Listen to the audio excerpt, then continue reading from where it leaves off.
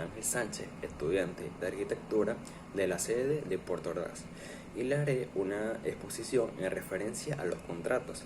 ¿Qué es un contrato? No es más que un acuerdo entre dos personas físicas y jurídicas en el que se crean obligaciones en las partes contratantes respaldadas por la ley. Existen unos tipos de contratos y los más comunes son los contratos privados o civiles. Estos se desarrollan dentro de la vida privada de las personas que realizan acuerdos, como por ejemplo un contrato de alquiler. Dentro de estos contratos existen diferentes tipos que se pueden clasificar en los siguientes: contratos unilaterales y bilaterales, que son aquellos realizados con una parte, y bilaterales por dos o más participantes. Los gratuitos, que son contratos donde se otorgan algún bien o servicio sin necesidad de dar algo a cambio. Un ejemplo son las donaciones. Otro tipo, y los onerosos, que estos conllevan precio, es decir, que alguien se compromete a hacer algo o dar algo a cambio de recibir un precio por la otra parte. Por ejemplo, el contrato de compraventa. Contratos públicos o administrativos.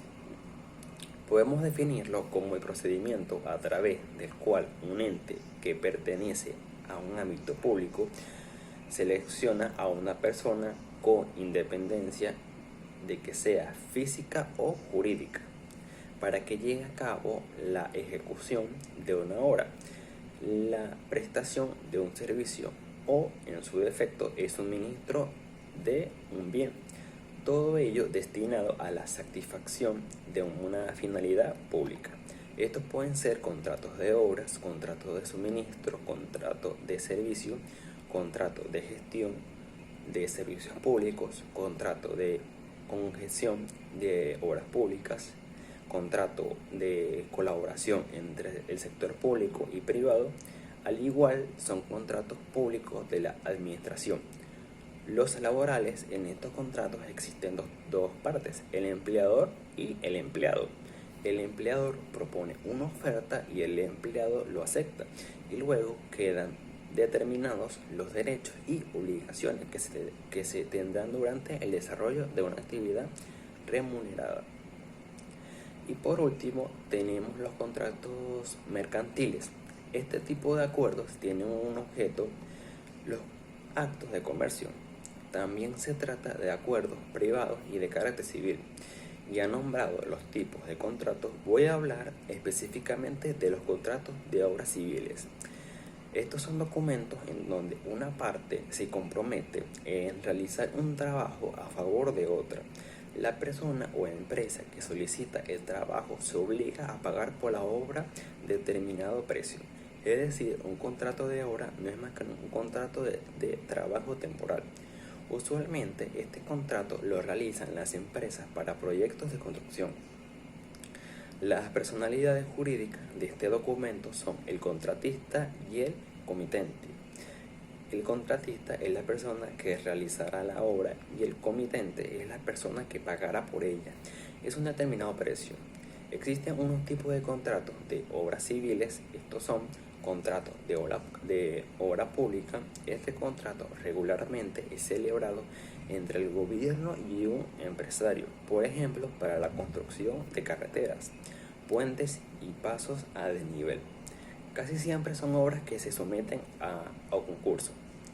Contrato de obra privada. Para este contrato se requiere en particulares, es decir, este documento es celebrado entre personas que no tienen algún interés público, por ejemplo, la construcción de una casa. Contrato de obra con suministro de materiales.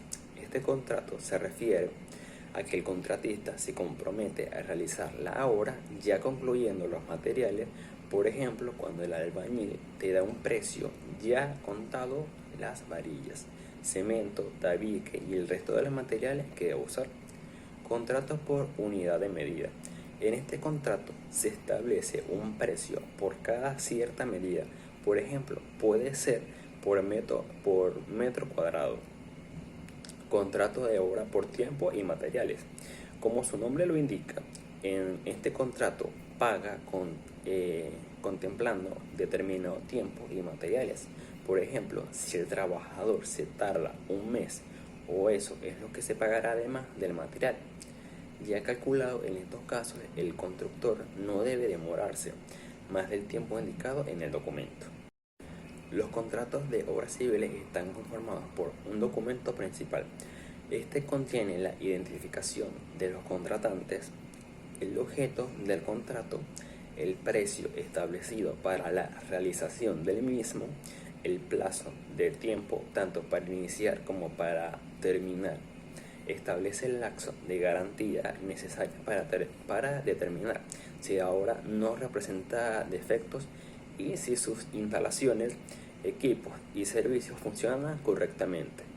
Una memoria descriptiva, que es un documento en el que se redactan las causas y motivos de la realización de la obra, es decir, el objeto del proyecto, es decir, lo que se quiere estudiar, el sitio donde se quiere ejecutar, quién es el que se encarga de la obra, descripción de usos y necesidades, descripción de la edificación desde lo general a lo particular. Por ejemplo, explica qué tipo de edificación, quién es el propietario y dónde está ubicada la parcela, hasta los detalles de la edificación, qué tipo de cerámica, colores de paredes, puertas, entre otros. Un cronograma de trabajo, en este se refiere el detalle minucioso de todas las actividades por etapa que se comprende del proyecto en el que se quiere proyectar, y decide las acciones y pasos a seguir para alcanzar tal fin, es decir, la planificación operaría de lo que se realizaría en la obra. Un diagrama de barra, que es una forma de representar gráficamente un conjunto de datos o valores, y está conformado por barras rectangulares de longitudes proporcionales a los valores representados. Tenemos un diagrama de PERT y el diagrama CPM o método de ruta crítica. El diagrama PERT significa en español técnica de evaluación y revisión de proyectos. Esta es una herramienta de gestión de proyectos que presenta gráficamente las tareas involucradas, especialmente el tiempo para complementar cada tarea, e identificar el tiempo mínimo necesario para complementar el proyecto total o final. Y el diagrama o método de ruta crítica es un algoritmo basado en la teoría de redes que permite calcular el tiempo mínimo de la realización de un proyecto.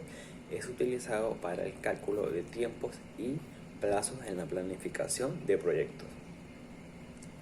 Luego vienen las finanzas, y estas vienen siendo una garantía judicial que busca asegurar el cumplimiento de una obligación.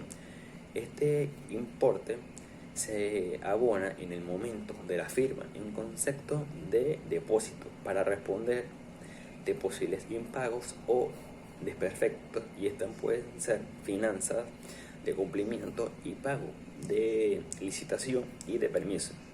Y por último tenemos las actas, que son documentos que se recogen los puntos discutidos y los acuerdos adoptados en una reunión para darles validez.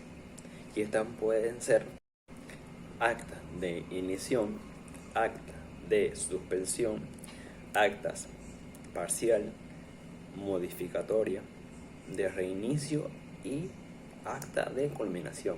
Gracias.